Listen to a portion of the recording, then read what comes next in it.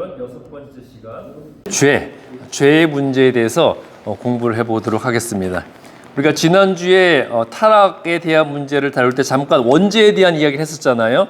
원죄에 대한 영상을 짧은 영상 하나 보고 시작하도록 하겠습니다.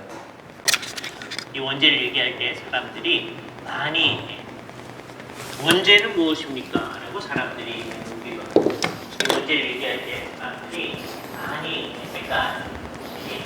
인류 최초의 죄를 원죄라고 생각하는 오해들이 있어요. 매우 질문이 있습니다.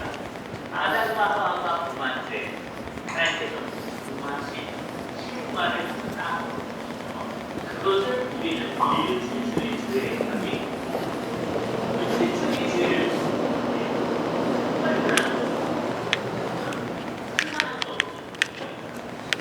하나님께서 선하게 창조하신 인간이 타락한 상태입니다. 이럴 때 사람들이 놀라운 변화가 있어요. 첫 번째는 죄를 지었음에 대한 책임을 감당해야 해요. 그것을 죄책이라고 하죠. 첫 번째 죄에 대한 죄책이니까 첫 번째 죄책이라고 얘기해요.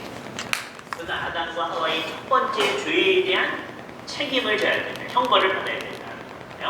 그와 동시에 그 전까지는 인간성이 선하고 옳은 것이었는데 이것으로부터 떨어진 인간성의 부패가 일어났습니다.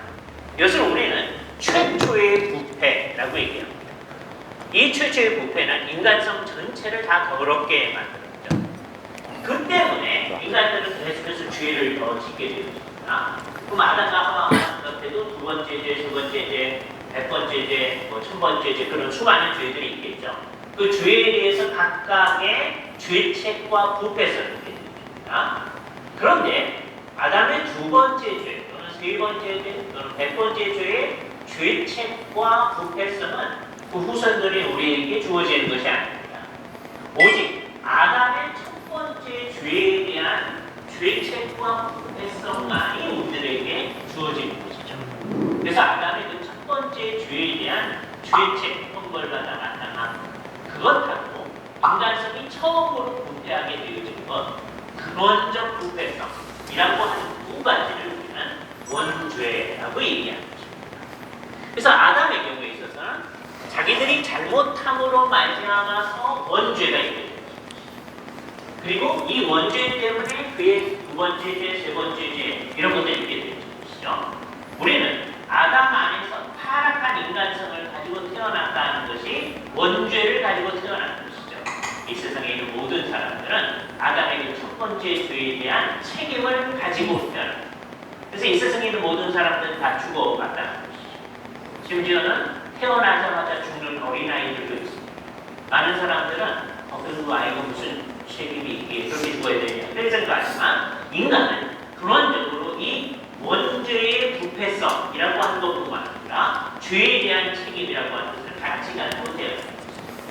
여기 우리가 아담과 우리의 관계를 우리의 언약적 머리와 우리의 관계로 생각해야 됩니다. 가장 좋은 설명은 최초의 인간인 아담이 인류 전체에 대해서 대표로 있다. 그래서 아담이 제대로 했을 때 인류 전체가 하나님이 원하시는 수준을 다 가져가는 거죠. 왜 그러냐? 우리의 대표가 그래서 것입니다. 그러나 아담이 타락하게 되면 아담의 타락성 속에서 아담은 타락했습니다. 인류 전체가 다 그 타락성을 물려갑니다. 따라서 죄에 대한 책임도 같이 물려가는 것이죠. 이것을 우리는 원죄라고 합니다.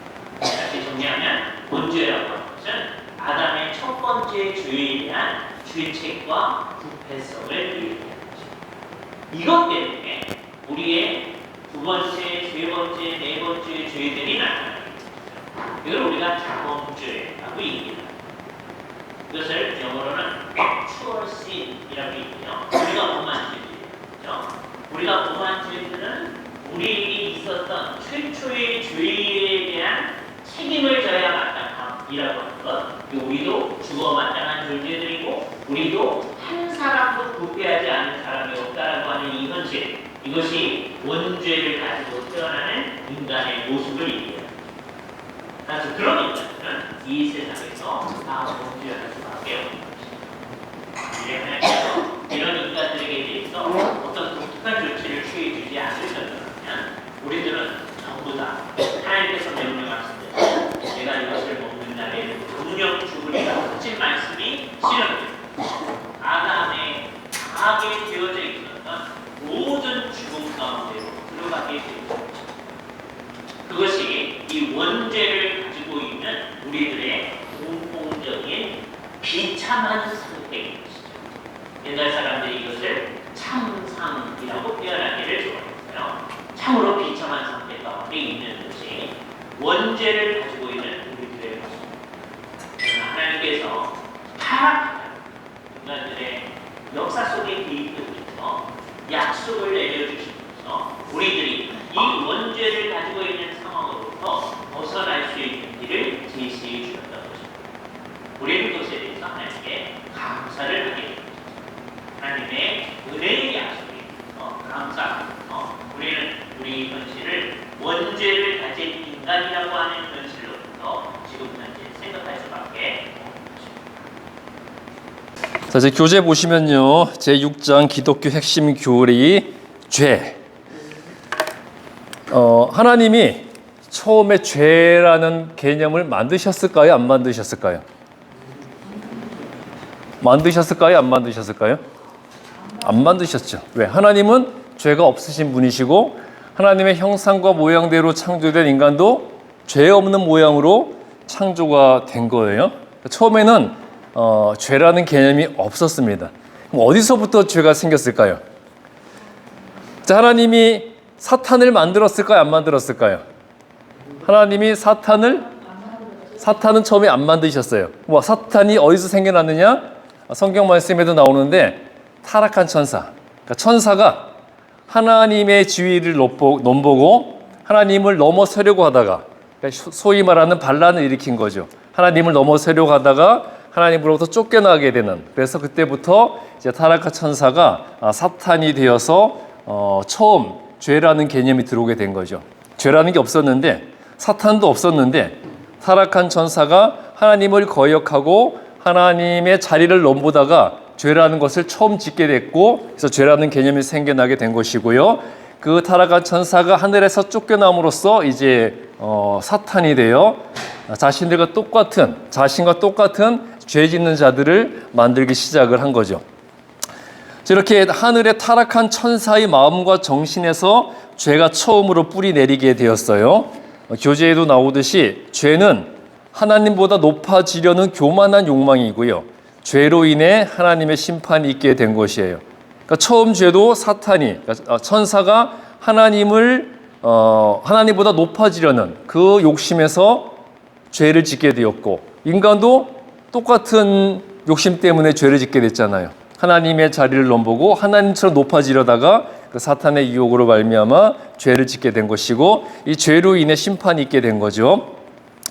에스겔 28장 16절 보시면 하나님 앞에 범죄한 천사를 하나님께서 더럽게 여기고 하늘에서 쫓아내셨다는 말씀이 있습니다.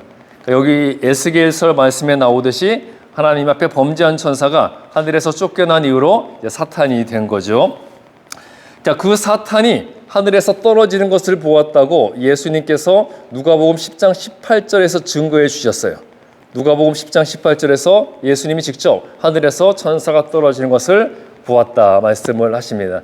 그러니까 예수님이 이 땅에 오심으로써 이 땅의 권세를 잡고 있던 사탄의 권세가 멸망하는 것을 예수님이 보셨다는 거죠. 그러니까 하나님께서 에덴 동산을 쫓겨난 하와에게 너의 후손으로 올 자로 인해 사탄의 권세가 멸망당할 것이라고 예언해 주셨잖아요. 그러니까 예수님께서 그 예언대로 예수님께서 이 땅에 오시고 메시아로서 사역을 시작하심으로써 사탄의 권세가 무너지는 것을 이제 보셨다는 거예요. 예수님께서 직접 사탄이 하늘에서 떨어지는 것을 보셨다고 누가복음 10장 18절에서 말씀을 하셨고요. 그런데 이사야 14장 12절에서 언급되는 아침의 아들 계명성, 즉 루시퍼가 사탄의 왕이라는 것에는 논쟁의 여지가 있다고 교재에 되어 있지만, 논쟁의 여지가 있는 것이 아니라 루시퍼가 사탄의 이름, 사탄의 왕이라는 해석과 적용은 좀 무리가 되는, 잘못된 해석과 적용이에요.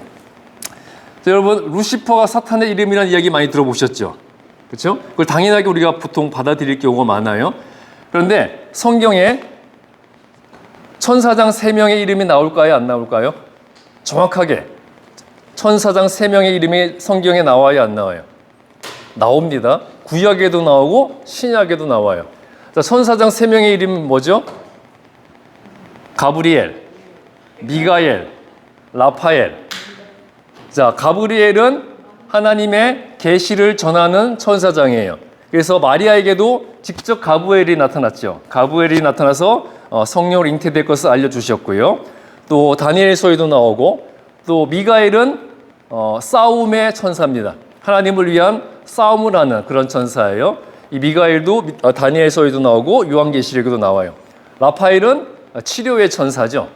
3명의 천사장 이름은 구체적으로 천사장으로서 성경이 언급이 돼요.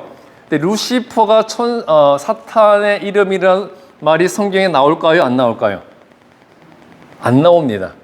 루시퍼라는 이름은 나오지만 그 루시퍼가 사탄의 왕의 이름이라는 말은 없어요.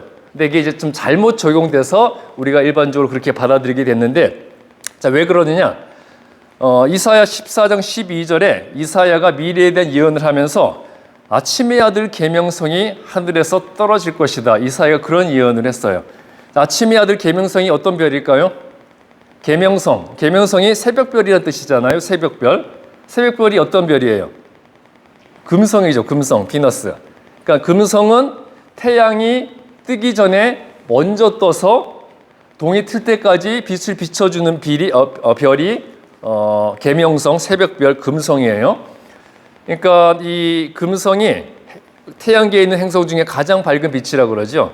그래서 해 뜨기 전에 떠서 동 틀 때까지 비춰주는 별이 계명성, 새벽별인데, 그래서 유대인들은 태양보다 먼저 떠서 아침을 비춘다 그래서 이 계명성, 금성을 아침의 아들이라고 불렀었어요.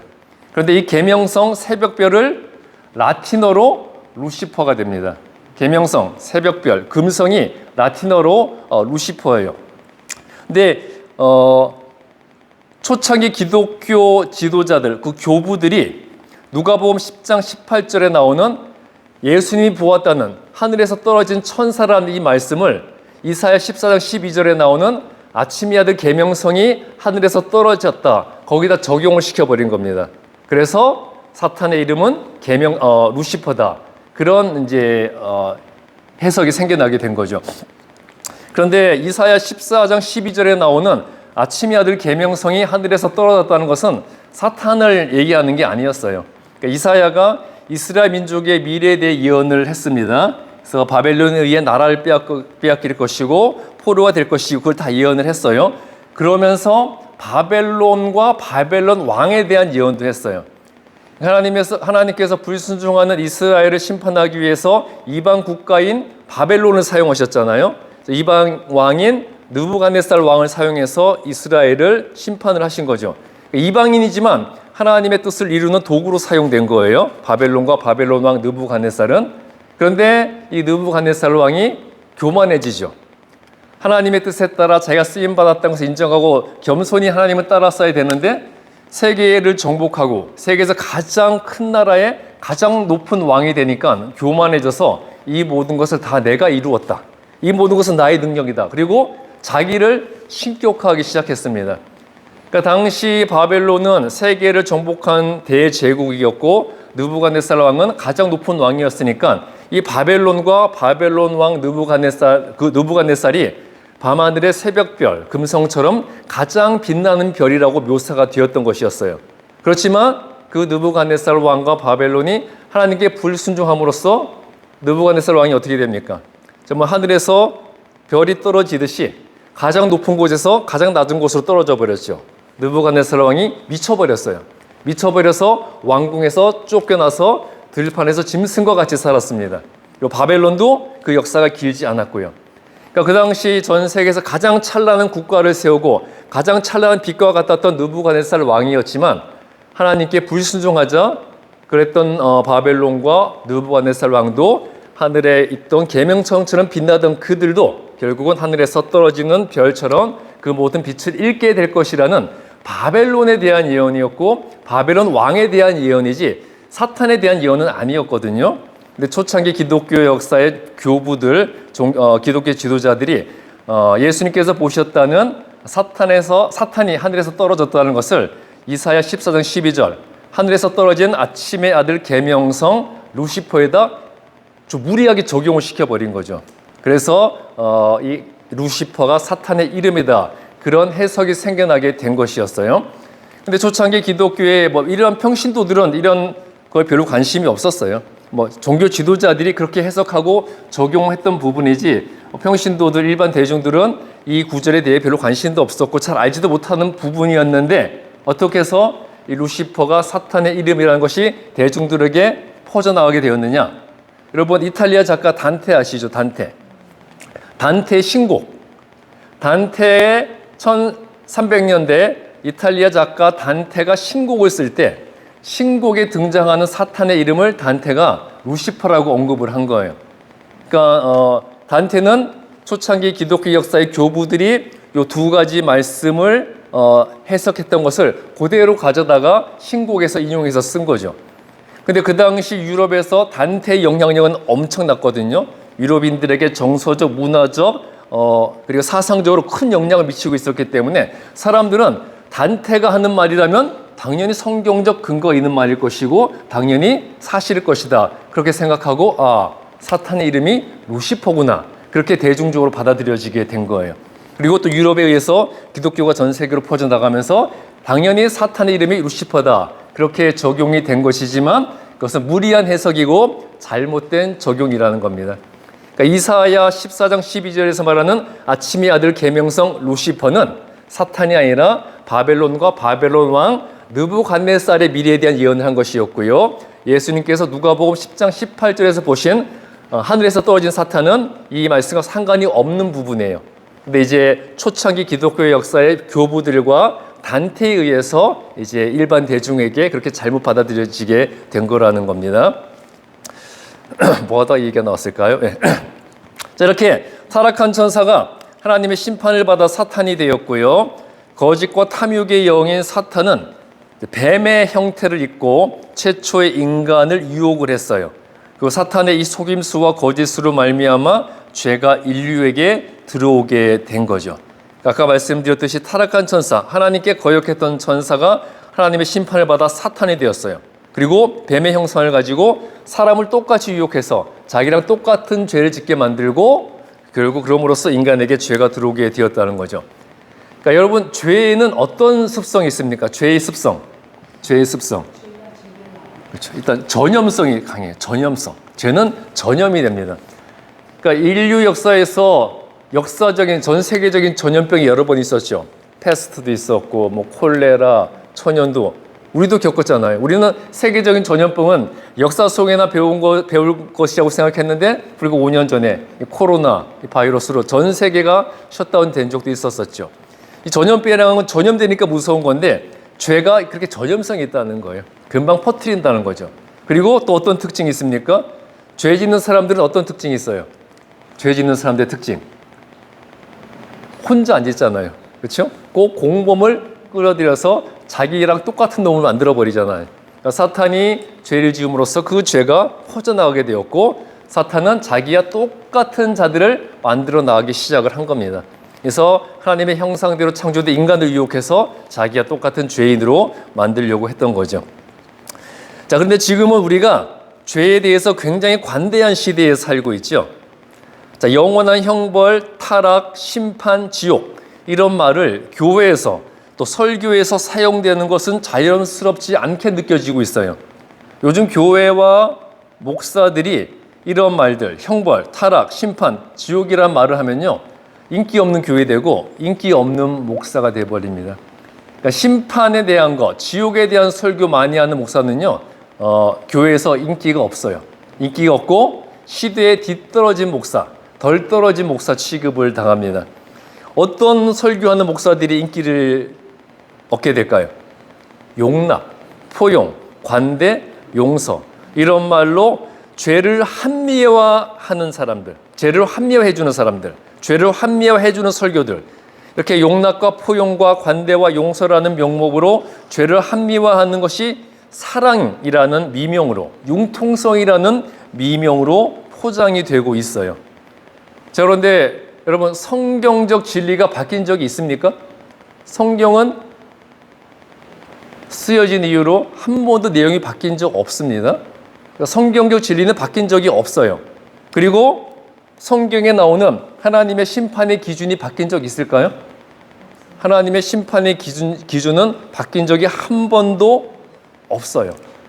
자, 그런데 인간의 판단과 기대에 맞추기 위해서, 세속적 유행과 풍조에 맞추기 위해서 하나님의 뜻과 섭리를 왜곡시킬 수는 없는 거잖아요. 그렇죠?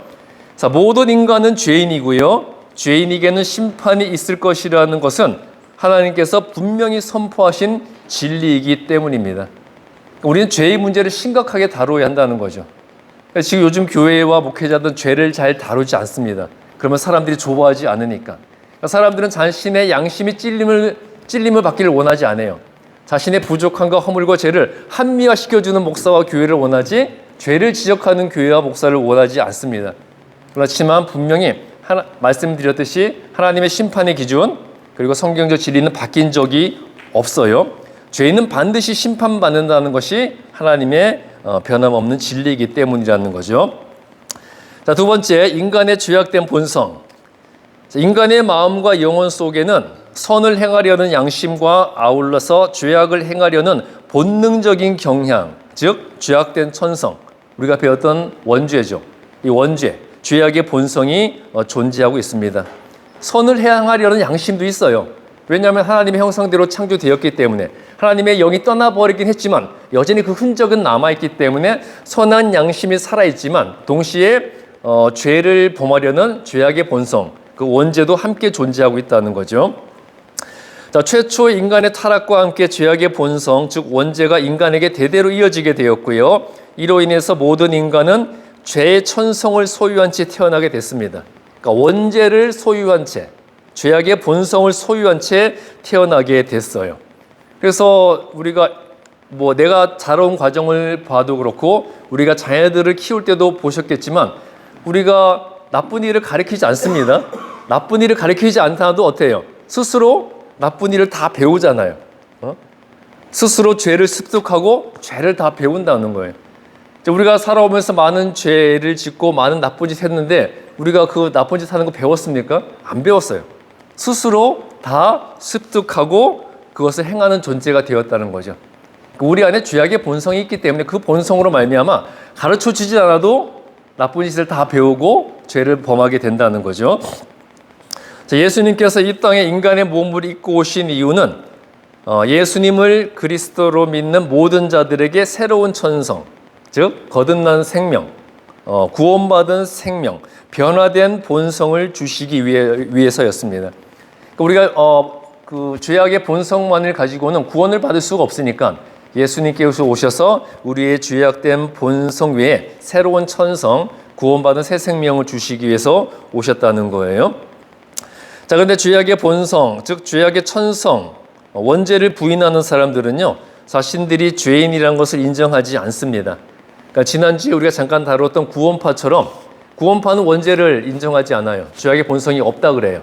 그러니까 자신들의 죄는 살면서 지은 몇 가지 안 되는 죄밖에 없다고 주장을 합니다.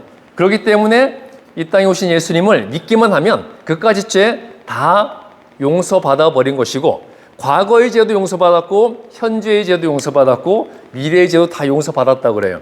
그래서 구원파들은 한 번 구원받으면 그 구원은 절대 잃어버리지 않고 다시는 회개할 일이 없는 완전한 의인이 된다고 주장한다고 그랬잖아요. 그러니까 의인이 되었는데 예수를 믿고 구원받음으로써 의인이 되었는데 예수 믿는다는 사람이 회개를 했다고 그러고 자기가 죄인이라고 그래? 그러면 그 사람은 구원받지 못한 사람이라는 거예요. 한 번 구원으로 완전한 의인이 되기 때문에 다시는 회개할 일이 없고 죄 지을 일이 없다는 거죠.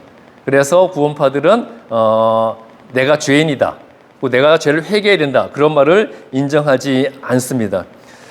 자, 그렇지만 사람들은 자신의 선한 행실과 양심을 내세우면서 스스로의 착함과 구원받을 자격을 거론하지만 인간이 인간이 그 선한 양심에 이게 뭐 잘못 쓴 것 같은데요. 자, 선한 양심이 인간 내면의 죄악의 천성을 부정하지는 못해요. 그러니까 인간이 가지고 있는 선한 양심이 인간 내면에 죄악된 본성, 원죄가 있다는 것을 부정하지는 못합니다. 선한 양심도 있어요. 그러니까 선한 양심이 있다고 해서 그 선한 양심 때문에 우리 안에는 죄악의 본성이 없다. 그렇게 부정할 수 없다는 거죠. 자, 구원의 문제는 내 죄악의 본성을 대신해서 죽으시고 새로운 천성을 주신 예수 그리스도의 대속의 은혜를 인정하느냐, 인정하지 못하느냐에 의해 좌우되는 것이고요. 결코 내 자신의 선함과 착함에 그 본질을 두고 있지 않습니다. 그러니까 인간은 선천적으로 죄악의 본성을 가지고 태어나고 살고 있는 죄인이고요.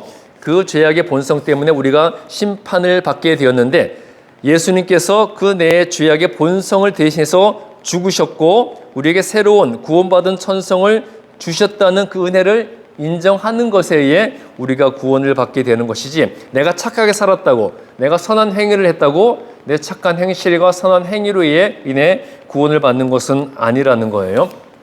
자, 여기서 중요한 것은 예수님이 내 죄를 대신해서 죽으셨다. 우리가 고백을 하잖아요. 예수님이 나를 대신해서 죽으신, 그러니까 예수님을 죽게 만든 내 죄가 어떤 죄일까요? 여러분, 우리 다 내 죄를 대신해서 예수님이 죽으셨다고 고백하잖아요. 그럼 예수님이 내가 지은 어떤 죄 때문에 대신 죽으신 거죠? 내가 어릴 때 엄마 돈 훔친 거, 아빠한테 거짓말한 거, 그런 것 때문에 예수님이 죽으신 건가요? 저는 어릴 때 저희 어머니 말 들어보면 그렇게 장난이 심했대요. 그러니까 동네마다 돌아다니면서 모든 집에 초인종을 다 누르고 도망을 다녔대요. 그럼 예수님께서 그 어린애가 초인종 좀 누르고 다녔다고, 현중아 그때 왜 초인종을 눌렀니? 그 때문에 내가 이렇게 죽고 있단다, 그러시지는 않겠죠.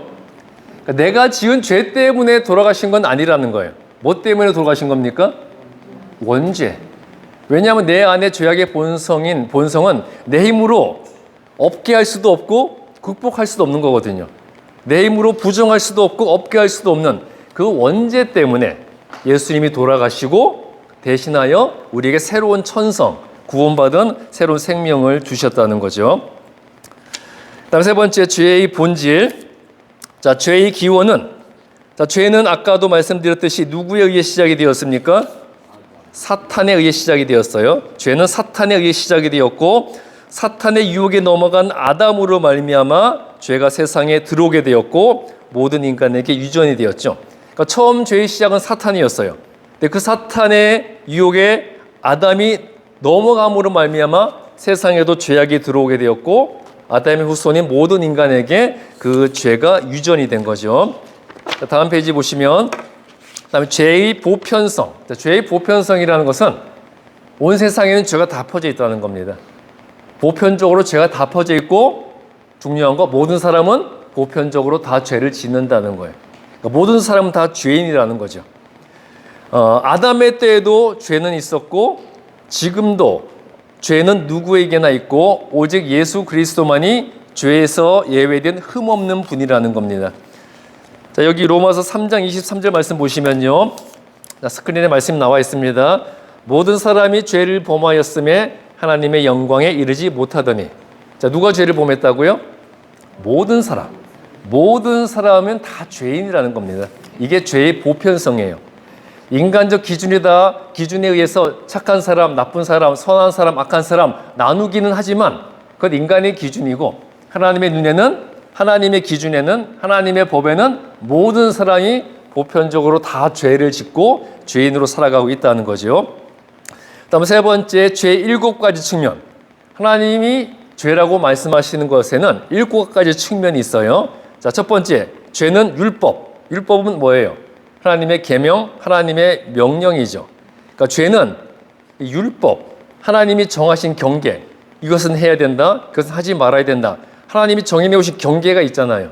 그 경계를 벗어난 이탈, 하나님이 정해준 경계에서 이탈하는 것이 죄고요. 그 다음에 죄는 그릇된 행실을 말해주는 부정, 그러니까 그릇된 언행, 그것이 죄라는 거고요. 그 다음에 세 번째 뭐라고 나옵니까? 죄는 하나님의 권세에 거역하는 불순종. 하나님의 권세, 하나님의 권위에 거역하는 불순종이 죄고요.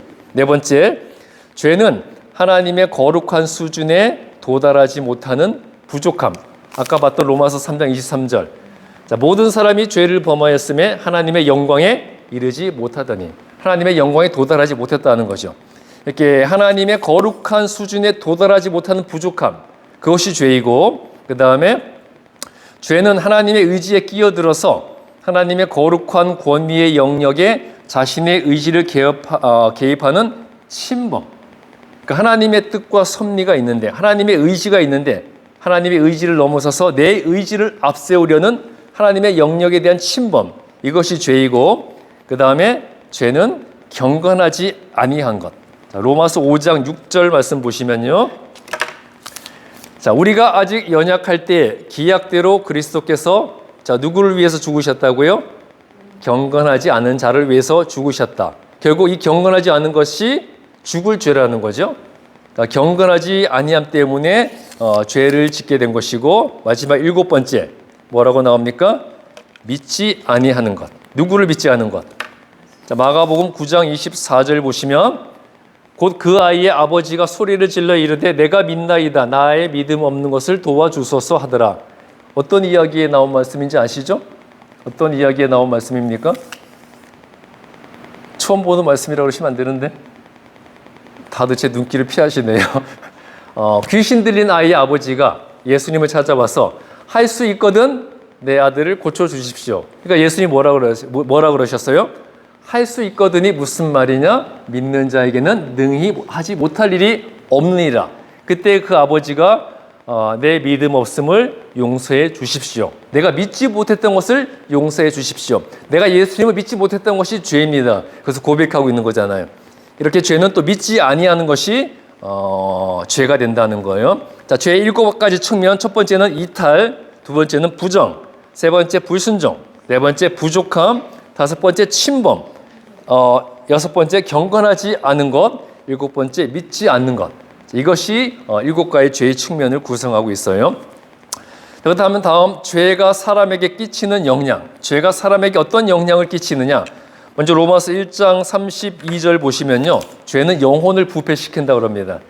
자, 이 말씀 보시면 그들이 이 같은 일을 행하는 자는 사형에 해당한다고 하나님께서 정하심을 알고도 자기들만 행할 뿐 아니라 또한 그런 일을 행하는 자들을 옳다 하더니라.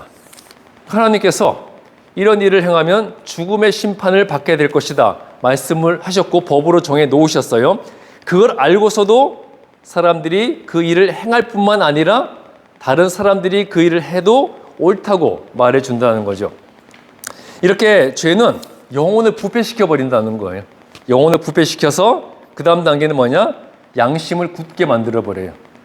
먼저 죄로 인해 영혼이 부패되면 부패된 영혼 때문에 내 양심이 굳어지게 됩니다. 자, 부패된 영혼 때문에 양심이 굳게 되면 그 다음엔 어떤 일이 벌어질까요? 당연히 죄를 습관적으로 지어요.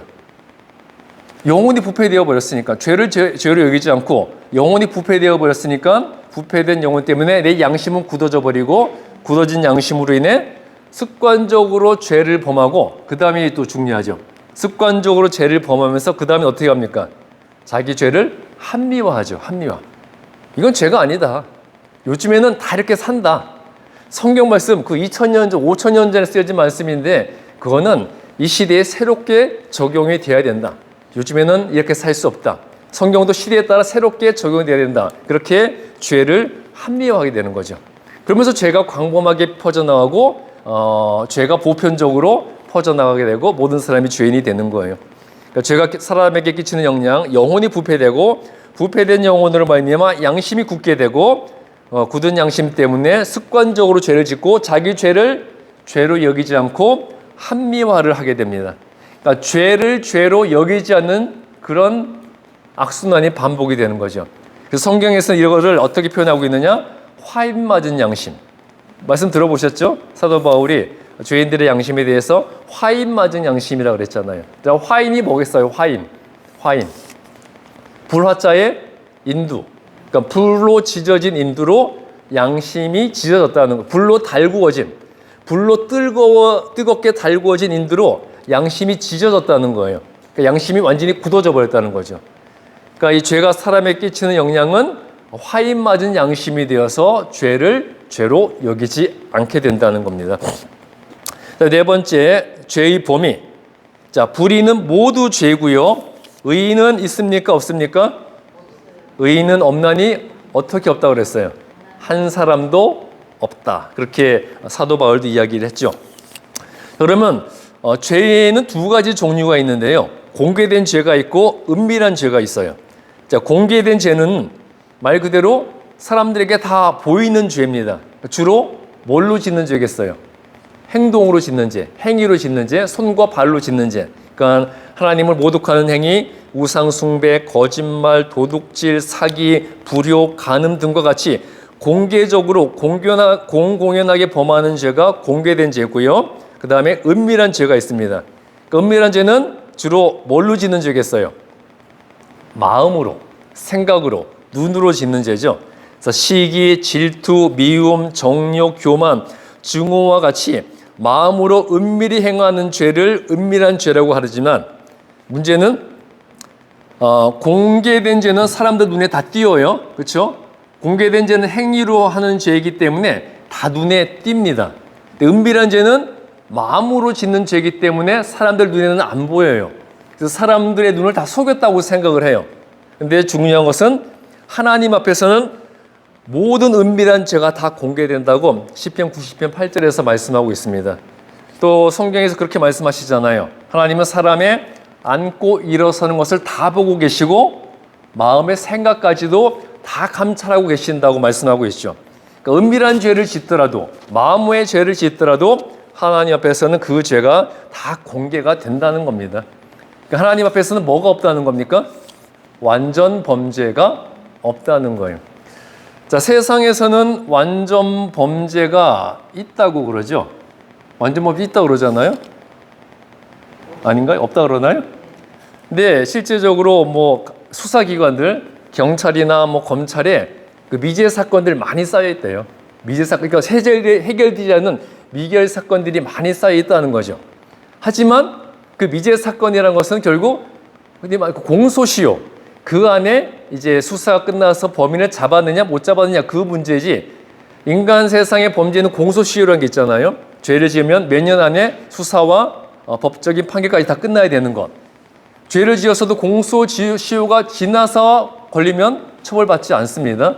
그러니까 시간이 지남으로써 공소시효가 지나서 처벌받지 않을 수는 있지만 결국에는 세상에도 완전 범죄는 있기 힘들다는 거예요.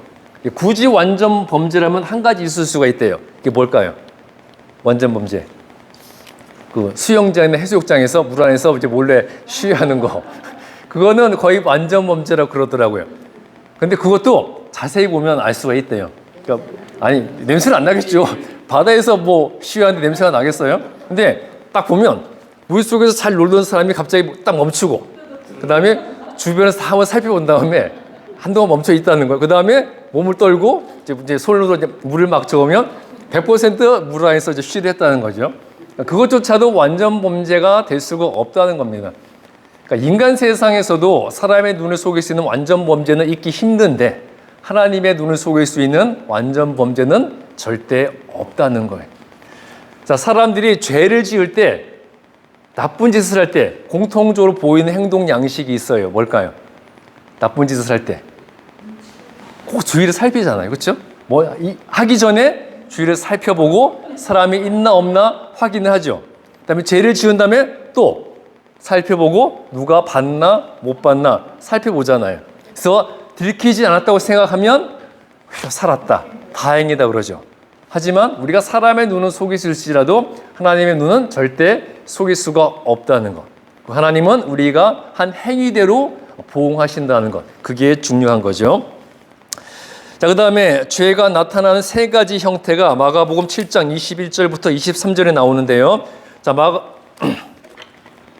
마가복음 7장 21절부터 23절 보시면 속에서 곧 사람의 마음에서 나오는 것은 악한 생각, 곧 음란과 도둑질과 살인과 간음과 탐욕과 악독과 속임과 음탕과 질투와 비방과 교만과 우매함이니 이 모든 악한 것이 다 속에서 나와서 사람을 더럽게 하느니라. 자, 이 말씀을 통해서 사람에게서 죄가 어떤 형태로 나오게 되느냐 한번 볼 텐데요. 먼저 죄는 어디서부터 시작이 되는 걸까요? 죄의 시작은 우리의 천성 속에 있는, 우리의 인간 마음의 본성에 있는 그 원래의 죄에서 시작이 되는 거예요. 우리 안에 있는 천성, 죄악된 본성, 마음에서부터 존재하는 원래의 죄에서 죄가 시작이 되어서 그 원래의 죄, 원죄로부터 악한 생각들이 나옵니다. 그러니까 악한 본성이 있으니까, 악한 원래의 천성이 있으니까 그 인간의 마음으로 말미암아, 그 악한 본성으로 말미암아 사람이 악한 생각을 하게 되죠. 그 다음에 사람이 악한 생각을 하면 그 다음에 어떻게 돼요? 악한 생각을 행동으로 옮기잖아요. 그러니까 죄악된 원죄, 죄악의 본성으로부터 악한 생각이 나오고 악한 생각을 행동으로 옮김으로써 인간의 죄를 행하게 된다는 거죠. 그래서 먼저 악한 생각을 하게 되면 악한 생각이 행동으로 옮겨져서 음란, 간음, 살인, 도적질, 비방, 교만 이런 죄를 범하게 되는 겁니다. 그러니까 죄가 나타나는 세 가지 형태. 처음에는 우리 인간 속에 있는 죄악의 본성에서 이제 악한 생각을 하게 되고 그 악한 생각을 우리가 행동으로 옮김으로써 죄를 실제로 실천하게 된다는 거죠. 근데 죄는 누구나 짓겠지만 그 죄에 대한 대가는 반드시 따릅니다. 그래서 죄의 근본적 대가는 뭘까요? 죄의 근본적 대가는 로마서 6장 23절에서 사망이라고 말씀하고 있어요. 죄의 대가, 죄의 결과는 사망이다. 여기서 말하는 사망은 육체적 죽음을 의미하는 게 아니겠죠? 자, 죄의 대가가 사망이라고 그랬는데 이 사망은 어떤 것을 의미하는 걸까요? 육체적 사망이 아니라 영원한 심판, 영원한 심판에 의한 영원한 죽음을 의미하고 있어요. 그러니까 죄를 짓게 되면 영적으로 사망 선고를 받고 영원한 형벌과 심판을 어디서 받게 된다는 거죠? 지옥에서 받게 된다는 겁니다. 그러니까 지옥이 어떤 곳인지는 아무도 몰라요. 그렇죠? 지옥에 가본 사람도 없고, 그때도 말씀드렸지만 천국에 가봤다, 지옥에 가봤다 그런 말은 99.9% 다 뻥이에요. 신뢰하실 필요 없고요. 지옥이 어떤 곳인지는 알 수 없지만 영원한 심판으로 인한 형벌을 받는 곳이라고는 성경에도 나오고 있죠. 그래서 우리가 죄를 지으게 되면 영원한 형벌과 심판을 지옥에서 받게 된다는 거예요. 그러니까 죽지도 않고 끊임없는 계속되는 형벌과 심판을 받는다면 얼마나 그게 괴로운 일이겠습니까?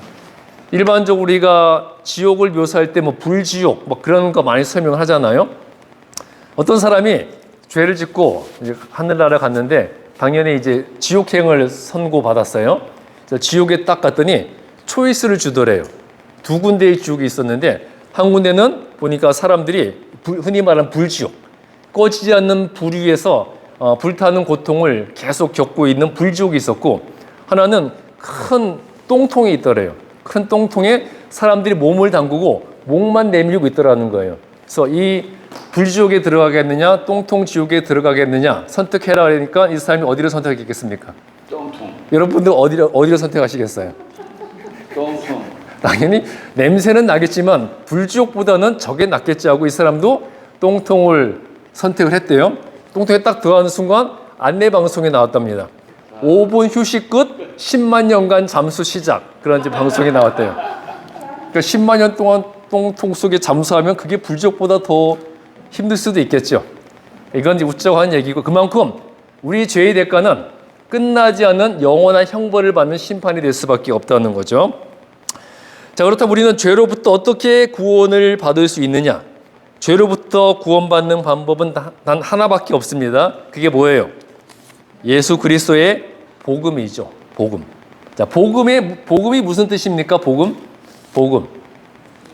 말 그대로 복된 소식, 좋은 소식이라는 거죠. 좋은 소식. 영어로는 가스플 아니면 굿 뉴스. 그냥 좋은 소식이라는 거예요. 예수님의 복음. 그러니까 예수님이 주시는 좋은 소식, 굿 뉴스. 그게 뭘까요? 우리는 죄를 오직 복음을 통해서만 용서받고 구원받을 수 있는데 예수님이 주시는 좋은 소식, 복음이 뭐예요?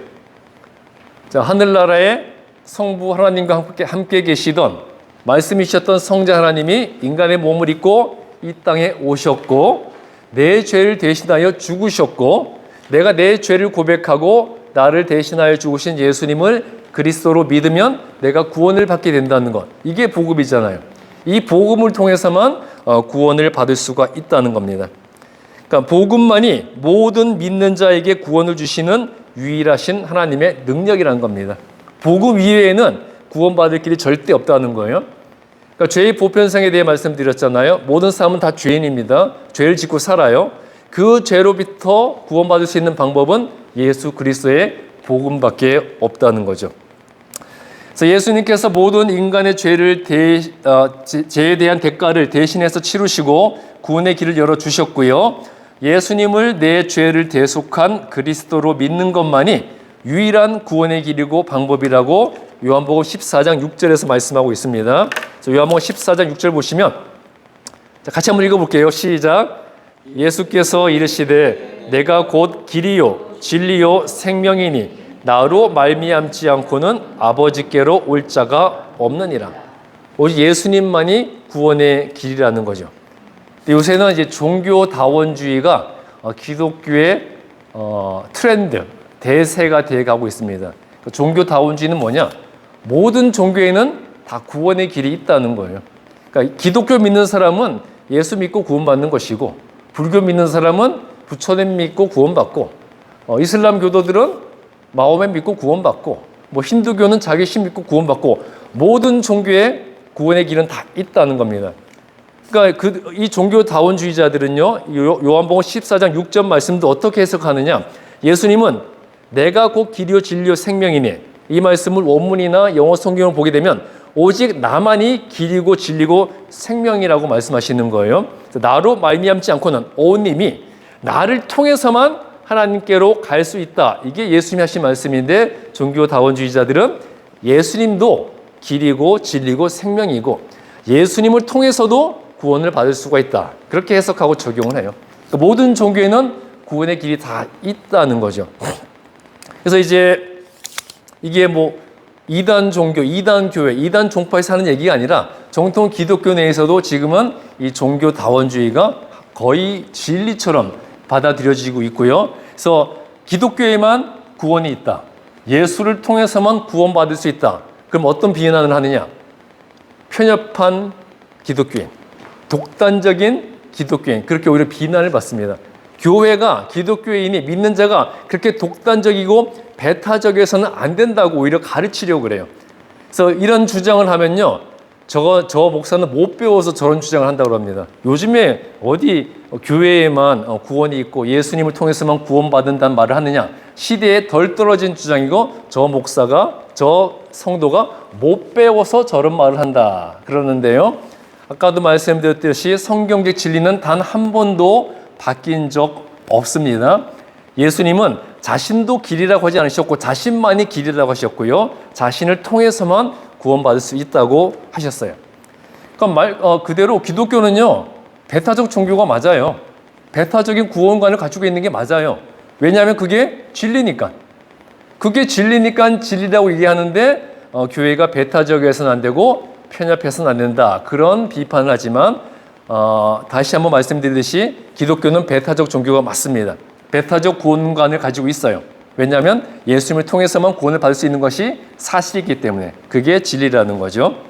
자, 그렇다면 결론. 자, 인간은 근본적으로 죄인으로 태어나기 때문에 수많은 죄를 행하며 살아갈 수밖에 없어요. 그렇죠? 크고 작은 죄 항상 짓고 살아가잖아요. 여러분 지금까지 태어나서 거짓말 한 번도 안 해보신 적 있으십니까? 다 해보셨죠? 거짓말도 해보셨고 마음속으로 안 지어본 죄가 없죠. 그렇죠? 마음속으로는 폭행, 강도, 살인, 간음 안 지어본 죄가 없을 거예요. 그렇죠? 그러니까 예수님은 분명히 마음으로 지은 죄도 다 죄라고 그랬거든요. 근데 우리는 도둑이고 강도고 강간범이고 간음을 행한 사람이고 뭐 절도범이고 한마디로 범죄 종합 선물 세트일 수밖에 없습니다. 그러니까 인간은 이렇게 죄인으로 살아갈 수밖에 없고 늘 죄를 행하며 살아갈 수밖에 없는데 그 모든 죄 중에서도 가장 큰 죄가 뭘까요? 가장 큰 죄. 자, 인간은 자신들의 기준으로 죄를 나누죠. 뭐 중범죄, 경범죄.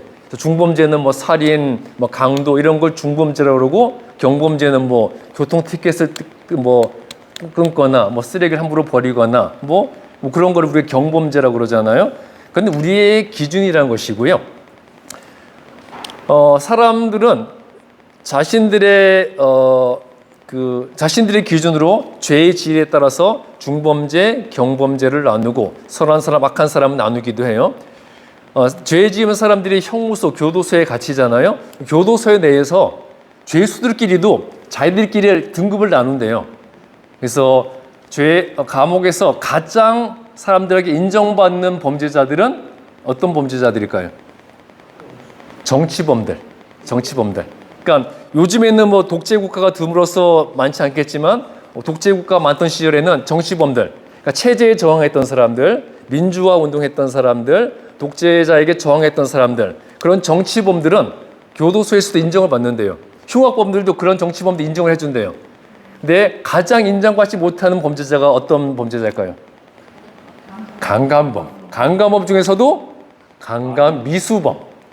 그러니까 강간범은 가장 파렴치한 범죄자고 욕을 받는데 그나마 강간 또 미수범은 파렴치하면서도 덜 떨어진 놈이라고 이렇게 무시를 당한대요. 자, 인간의 기준으로는 이렇게 뭐 경범죄, 중범죄를 나누지만 하나님의 기준은 달라요. 하나님이 가장 큰 죄로 여기시는 것은 어떤 죄일까요? 살인죄도 아니고 가늠죄도 아니고 예수님으로 인해 구원을 얻게 되는 그 선물을 거절하는 것. 그것을 하나님은 가장 큰 죄로 여기신다는 거예요. 자, 교재에 나오듯이 모든 죄 중에서도 가장 큰 죄는 예수님을 구세주 그리스도로 믿는 믿음을 통해 얻게 되는 구원의 선물을 거절하는 것. 그러니까 예수님을 그리스도로 믿지 않고 내가 죄인이라는 것을 인정하지 않고 예수님을 그리스도로 믿지 않는 것이 가장 큰 죄가 된다는 거죠. 아까도 말씀드렸듯이 사람은 자기가 범한 죄 때문에 버림받는 것이 아니라 내 죄를 대신해서 죽으신 예수 그리스도께 자신의 마음과 생활을 바치지 않음으로써 버림받게 되었다는 겁니다. 그러니까 내 스스로 내가 지은 죄 때문에 구원을 받지 못하는 것이 아니라 예수님을 거절함으로써 복음을 거절함으로써 버림받고 구원받지 못하게 된다는 거죠. 자, 원죄는 아담으로부터 물려받은 죄에 대한 본성 및 기질을 의미해요. 아까 그 영상에도 나왔는데 인간의 죄는 두 가지로 나뉩니다. 원죄와 자범죄. 자, 원죄는 계속 나왔듯이 우리가 아담으로부터 물려받은 죄의 본성이에요. 죄악의 기질입니다. 이게 원죄고 자범죄는 뭐냐? 그렇게 죄의 본성을 가진 자로서 자기 스스로 범하는 모든 죄악의 행위들, 그게 자범죄예요. 그러니까 우리는 죄악의 본성을 물려받아 태어났죠. 그 원죄를 가지고 우리가 거짓말도 하고 누굴 미워하기도 하고 증오하기도 하고 도둑질하기도 하고 살인도 하는데 이런 원죄와 자범죄로 인해서 우리는 하나님의 심판 아래 놓이게 되었다는 거죠. 그러니까 원죄와 자범죄 두 가지로 모두 인해서 우리는 하나님의 심판을 받게 되었는데 그러나 하나님의 심판 아래에 있게 된 인간들이 예수님을 자기 죄를 대신하여 죽으신 그리스도를 영접하게 될 때 예수님께서는 그 모든 자들을 새로운 피조물로 변화시켜 새 성품을 가지도록 해주신다는 거죠. 고린도후서 5장 17절 보시면요. 자, 여기 보세요. 그런즉 누구든지 그리스도 안에 있으면 새로운 피조물이라. 이전 것은 지나갔으니 보라 새 것이 되었도다. 그러니까 그리스도 안에 있으면 누구든지 예수님을 그리스도로 믿기만 하면 죄악된 본성으로 심판받아야 될 자가 아니라 이제 새로운 영원한 생명을 부여받은 새로운 피조물이 된다는 거죠. 그래서 이제 죄악된 본성으로 심판받아야 될 이전 사람이 아니라 하나님 예수님이 주신 새로운 생명으로 말미암아 구원받은 새 것이 되었다고 말씀하고 있습니다. 우리는 원죄 때문에 우리가 타고난 원죄 때문에 원죄를 가지고 지은 자범죄 때문에 하나님의 심판 아래 놓이게 되었지만 예수님을 내 죄를 대신하여 죽으신 그리스도를 고백하게 될 때 예수님은 우리를 구원받은 새로운 피조물로 만들어 주신다는 거죠. 자, 인간은 본질적으로 지난주에 배웠었죠. 두 명의 아담의 후손이라고 그랬죠. 두 명의 아담의 후손이 되었다고 그랬어요. 그러니까 인간에게 생명을 주었다는 의미에서 두 명의 아담이 있다고 그랬습니다. 첫 번째 아담은 누구예요? 최초의 인간 아담. 우리에게 어떤 생명을 줬죠? 육체의 생명을 준 조상입니다. 자, 두 번째 아담은 누구예요? 예수님. 우리에게 어떤 생명을 주셨죠? 구원받은 생명, 새로운 생명을 주신 거예요. 자, 이렇게 인간은 본질적으로 두 아담의 후손으로서 두 명의 아담의 영향 아래 놓여 있게 되었어요.